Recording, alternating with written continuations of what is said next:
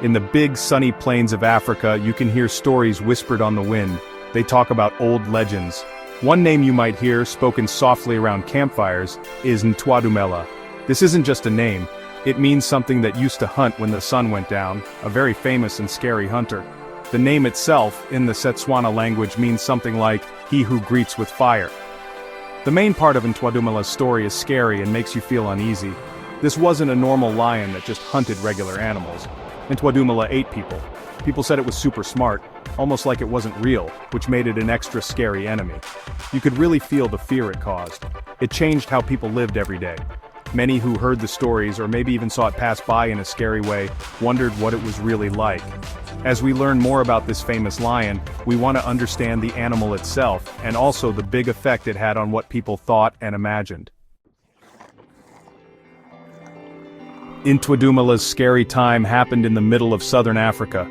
People often say its story comes from Botswana. Think of a place with big, open grasslands with some trees and thick, thorny bushes. This place is very beautiful, but life there can also be very hard. Water is very important, and it decides where animals and people go. It was in these big, tough lands that Ntwadumela made its scary name. This all happened a long time ago, probably in the late 1800s or early 1900s. This was a time when things were changing in many parts of Africa. People from Europe were coming in and taking more control, but many local people still lived like their families had for a very long time. Their lives were very close to nature. But being so close to wild animals also meant they knew they might run into dangerous ones. It was scary, but it was a part of life. The wildlands gave them food, but were also always a hidden danger. The villages were far apart from each other in these huge lands, and that definitely made the fear and the legend of Ntwadumela even bigger. When something as strong and scary as a man-eating lion showed up, it became the main thing people worried about when they thought of the wild world. The scary time with Ntwadumela didn't start with a loud roar all of a sudden. It started quietly, like a cold feeling slowly sneaking up on you.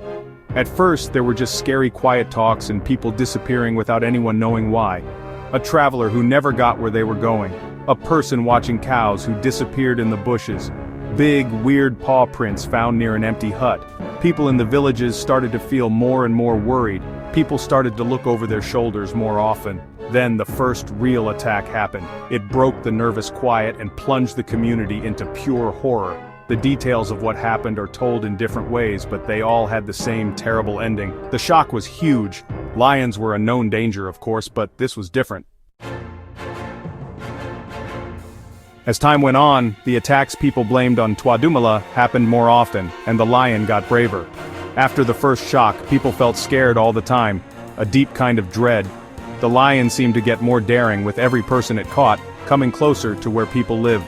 It was no longer a hidden danger far away in the bushes. It was a real and present danger, and people felt its presence even in their villages where they thought they were safe. Paths they once thought were safe were now full of danger. The nights, which used to be filled with the normal sounds of the African wild, were now taken over by a listening silence. Clear, terrible stories about running into it spread around, each story making its fearsome legend even bigger. People told tales of Ntwadumela snatching people from their huts, or of it attacking groups of travelers. These weren't just general reports of danger, they were very personal, sad things that happened to many families. Of course, people tried to hunt down this scary hunter. Good hunters, brave fighters, and sometimes whole groups from villages set out to track and kill Ntwadumela. Yet, again and again, the lion got away. It seemed to have an almost magical way of knowing what they would do, how to avoid traps, and to disappear into the land like it was a ghost. Everyday life for people living with the fear of Ntwadumela changed completely. Just living meant always being watchful and super careful. Women who often had to get water and wood faced huge risks. Men who looked after animals or hunted for food knew that every trip into the bush could be their last. People made their homes safer as best as they could, with thicker thorny fences and stronger doors. Even sleeping became a scary thing, with every rustle of leaves, every faraway animal sound possibly meaning the man-eater was coming. The way life went slowed down, all because of fear. How people made a living and lived together also got messed up badly. Farming work was cut back, as working in the fields became too dangerous. Animals, if not watched closely, were caught not just by Ntwadumela, but also by other hunters who got braver because everything was so mixed up. Trading and traveling between villages almost stopped, as the paths became like death traps. This growing loneliness made the villages even easier targets. Gap 2. Being scared of Ntwadumela wasn't just about dying but also about starving and their whole way of life falling apart. As Ntwadumela kept scaring people and as tries to stop it kept failing, the lion became more than just an animal. It became a mystical figure with magical powers.